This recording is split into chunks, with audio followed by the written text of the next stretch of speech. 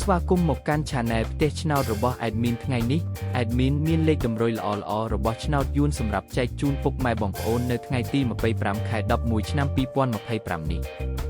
ដូចនេះ Admin មិនចង់ឲ្យចំណាយពេលវេលារបស់ពុកម៉ែបងប្អូនយូរតោះយើងមកតាមដានលេខតម្រុយរបស់យើងទាំងអស់គ្នា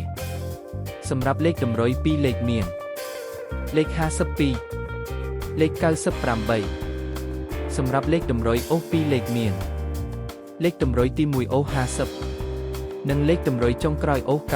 90សម្រាប់លេខតម្រុយ3លេខមាន507គុណនិង873គុណសម្រាប់លេខតម្រុយថ្ងៃនេះ Admin សូមជូនពរឲ្យពុកម៉ែបងប្អូនជួបតែសំណាងល្អទាំងអស់គ្នាហេងមានលាភមានជ័យ